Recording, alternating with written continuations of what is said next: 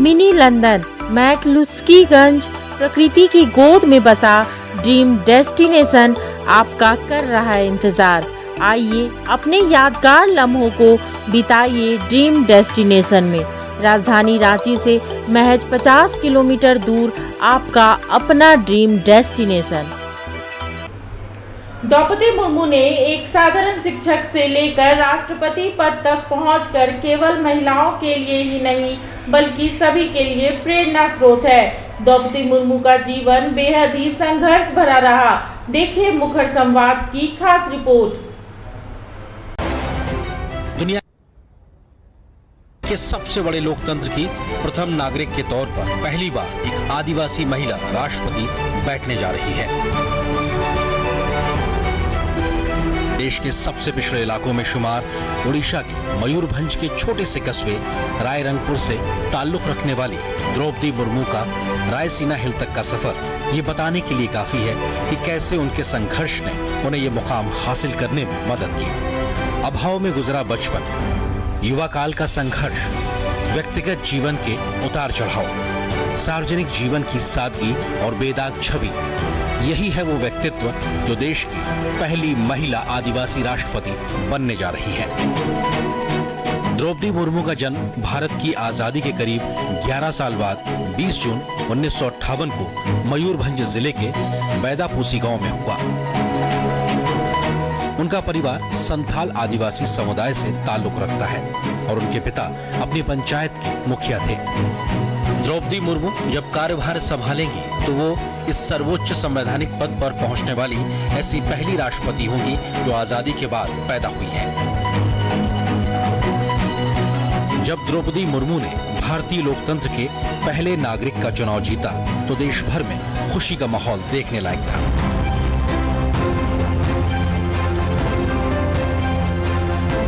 प्रधानमंत्री नरेंद्र मोदी ने भी उनकी जीत को गरीबों, पिछड़ों और हाशिए के लोगों की जीत करार दिया तो उनके प्रशासनिक अनुभव से देश को लाभ मिलने का भरोसा भी जताया।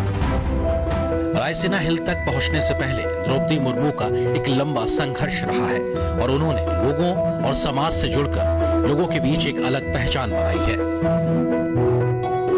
साल 1979 में भुवनेश्वर के रमादेवी महिला कॉलेज से बीए पास करने वाली द्रौपदी मुर्मू ने अपने पेशेवर करियर की शुरुआत उड़ीसा सरकार के लिए क्लर्क की नौकरी से की। तब वह सिंचाई और ऊर्जा विभाग में जूनियर सहायक के पद पर थी। क्लर्क की नौकरी छोड़ने के बाद उन्होंने अपने घर रायरंगपुर में एक शिक्षक के तौर पर भी काम किया।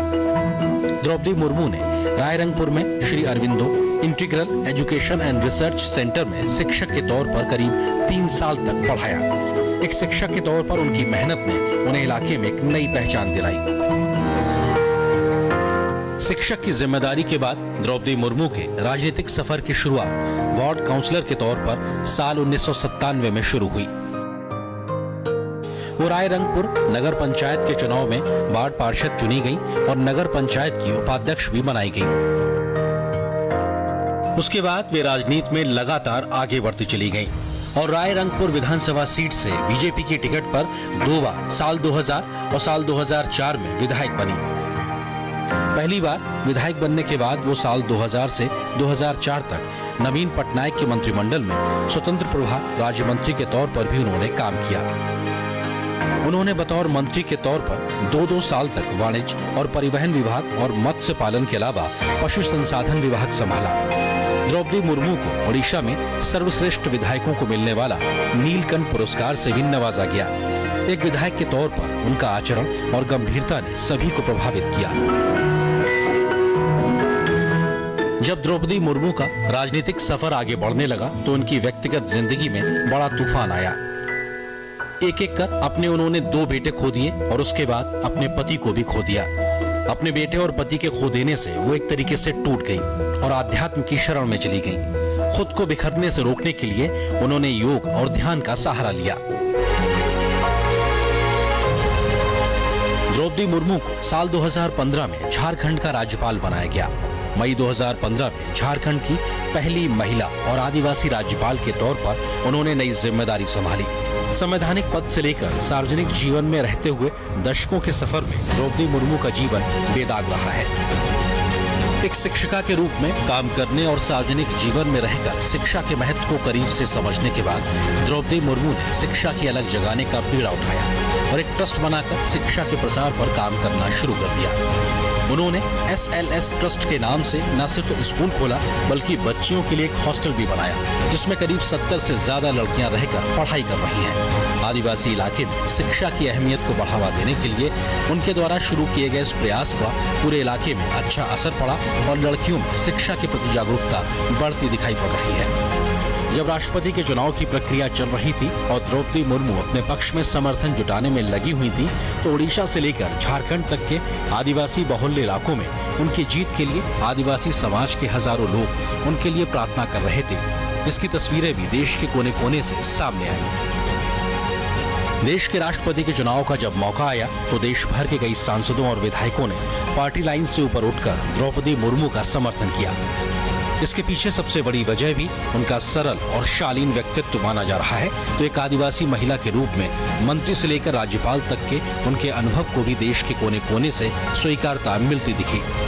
बेदाग छवि और सख्त प्रशासक के तौर पर भी द्रौपदी मुर्मू ने अपने राजनीतिक विरोधियों के बीच भी जगह बनाई और अपेक्षित वोटों से ज्यादा वोट हासिल करके ऐतिहासिक जीत हासिल की। द्रौपदी मुर्मू का राष्ट्रपति बनना देश की महिलाओं और लड़कियों के लिए प्रेरणा का स्रोत बनेगा तो विकास की धारा में दशकों तक पीछे रह गए आदिवासी समाज के लिए भी आत्मसम्मान का एक नया संबल बनेगा।